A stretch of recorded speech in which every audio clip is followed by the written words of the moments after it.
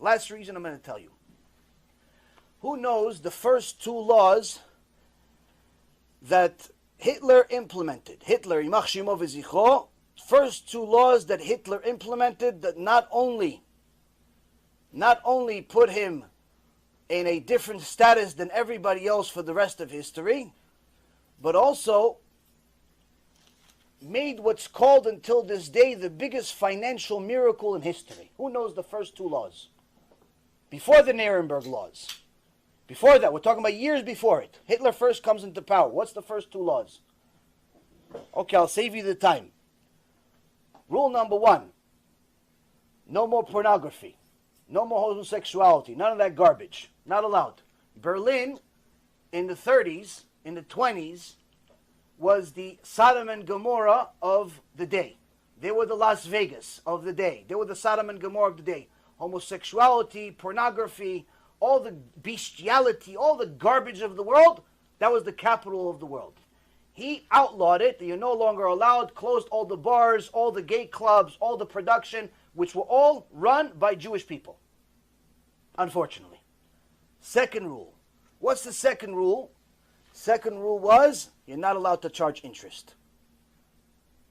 No more interest. Now you would think, why? What does he care about interest? Well, because all the people that had the money, that lent the money out, were Jews. He didn't like it. So he said no more interest. Why? Because of the high interest that the Jews charged people was so high, it ruined, it destroyed the economy in Germany. They destroyed, just like they destroyed Russia a few years before that through their communism over there. Jews destroyed Russia, not Goyim. Jews destroyed. Communism is by Jews. Well, don't let anybody confuse you. You look at history, Karl Marx, all the other Reshaim, they're all Jews. Wicked, but nonetheless Jews. They destroyed Russia, and he wrote in chapter 2 of Mein Kampf, they destroyed Russia, now they're destroying Germany, that's why I have to destroy them. Now, this doesn't make he's right. The point is, that's actually real, true history. Now, he saw that the Jews are controlling the financial system, and they're charging such high interest, they destroyed the German economy, to the extent that by the time you arrived to go to the store to buy bread, you had to take a whole horse carriage full of money. By the time you arrived at the store, it wasn't enough. Why? Because the inflation rate was so high. The bread became so much more valuable and your money went down. So now he says, what's the cause of this? Because nobody could afford to do anything because the interest rates are so high. So he decided no more interest rates. You're not allowed to charge interest rates. And at that time, the Great Depression was happening around the entire world. Everyone was in a financial collapse. America was a financial collapse. England was a financial collapse. Everybody else was collapsing. Germany collapsed worse than everybody else. But after he passed this law of no more interest, within 6 years, Germany became the leading, wealthiest economy in the world.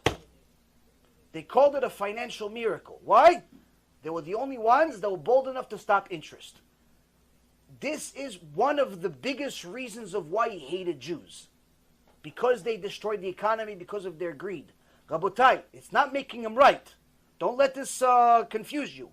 But this is happening again. The cash advance business right now is destroying the economy in America. Why? Because all of the people that are defaulting, all of the people that are being stolen from, guess who they are? Small businesses. Small businesses are what build economies, not big businesses. Coca-Cola, Apple, Google, Amazon, all those big companies, they're good for business, but they're not the economy. What makes an economy, what makes an economy prosper, is when there's small businesses starting and small businesses flourishing, because they are the ones that actually hire the most amount of people. If you have small business grow, your economy grows. You have small business decline, your economy declines. I was in the financial business for 20 years. This is one thing you can't challenge. Now, when you have an industry that their number one objective, directly or indirectly, is to destroy small businesses, guess what? This is happening again. And you'll see, if nobody listens to me, nobody listens to the Torah, nobody listens to history, and everybody ignores it, this is going to be a huge blow-up to the extent where you can see how Edom, just like the Torah says, Edom is going to come back again, Edom becomes America. Edom becomes America. Why? Because America is Edom, after all. But you'll see what happens. And you'll see that all of a sudden the 6 million Jews that are in America, that feel comfortable, that are sometimes in government, that are sometimes in politics, that are running big businesses, and so on and so forth. Guess what? Same exact thing happened in Germany. We were in politics, we were in business, we were prospering, we were great. In Germany, same exact thing. In Greece, same thing. In Rome, same thing. In Egypt, same thing. But guess what? We get greedy, we get sinful, we become Reshaim. What happens? Hashem says, oh, you want to be Reshaim? I'll punish you. With what? With the same goy that you wanted to become like. And this, Rabotai, is what's happening under our noses. And unfortunately, this, I don't know whether the Gdolim that we have in this world today are unaware or nonchalant. I'm not really sure. All I can tell you is, I've had in my career 5 times, 5, maybe 6 times, where I had a aha moment. Meaning, I saw something, to me was clear as day.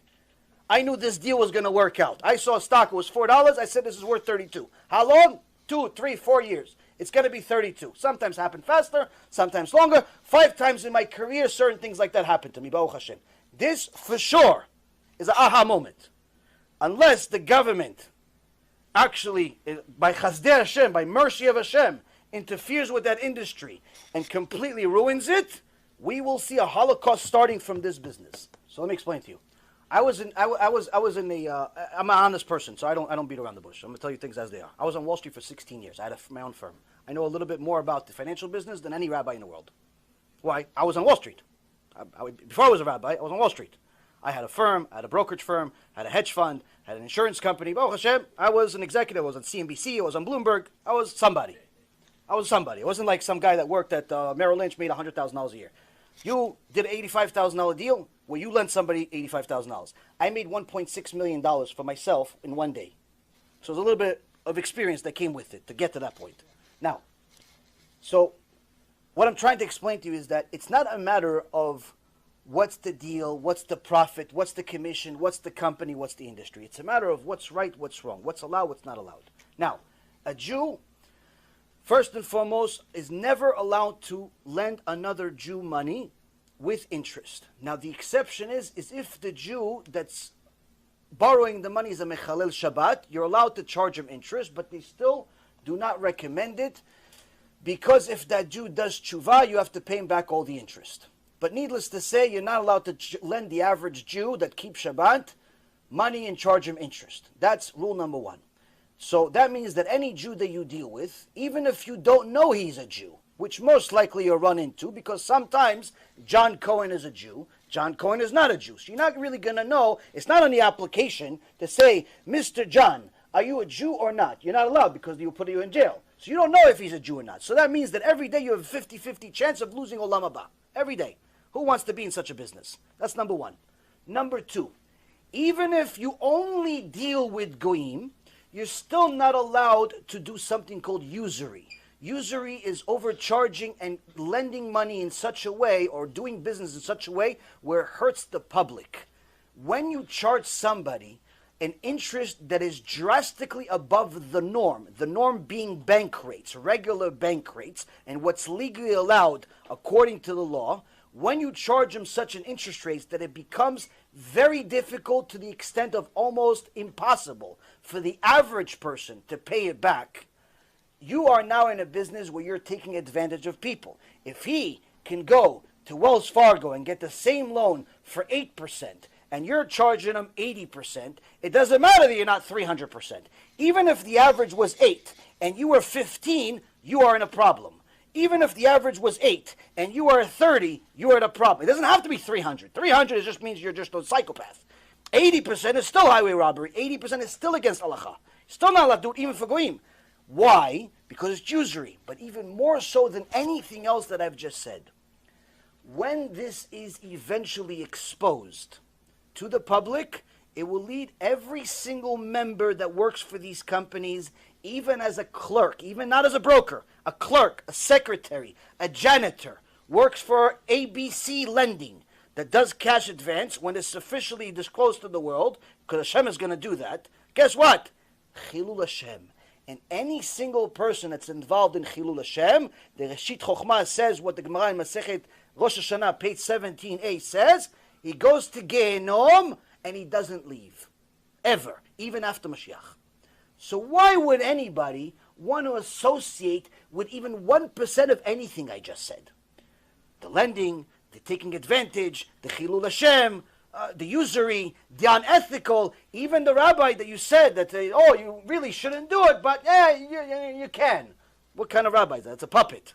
You have to find yourself a real rabbi that's going to tell you, not allowed. No, not recommended. Not allowed.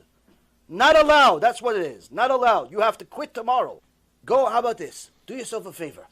Go on Bloomberg. Go on Google, go on Bloomberg. You look at cash advance business. It's a 5-part article explaining the entire industry for you. Everything I just said with a little bit of sugar on it. Everything I just said without the Torah part. I'll tell you exactly about all the criminals that are in the business. Unfortunately, one thing that I know personally, that the article doesn't know as much, is that predominantly the people that are in this business are guys that used to be in the brokerage business that went to jail, criminals, thieves, psychopaths, mafia, but predominantly it's Orthodox Jews. Predominantly it's Orthodox Jews funding it, selling it, and you have even yeshiva kids that have no skills whatsoever going into that business and starting to make $10,000, $20,000 a month without even knowing what to do. Why? This is much worse than the boiler room days of the stock market business was 30 years ago. Because back then, 30 years ago, when there were unethical brokers in the world, you still had to have selling skills. Why? Because at the end of the day, the guy is giving you money, and you're giving him a dream.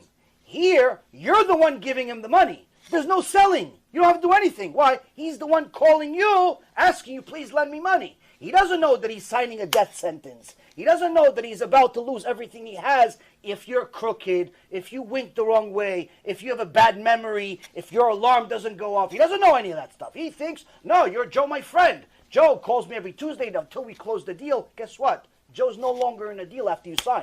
The broker is no longer in a deal. You call him after the COJ is being implemented. Joe doesn't pick up the phone. Why? Joe's not in control. He's just a broker. He got paid his commission. Rabotai, if you are in this business, if you know somebody in this business, and you don't hate them, and you don't hate yourself, you have to send them what I just said, and you have to get them out of that business no matter what you have to do. If you love Jews, you have to let people know this is going to bring an ason to Am Yisrael. It's going to bring a disaster to Am Yisrael. It's going to bring a disaster no different than the Holocaust.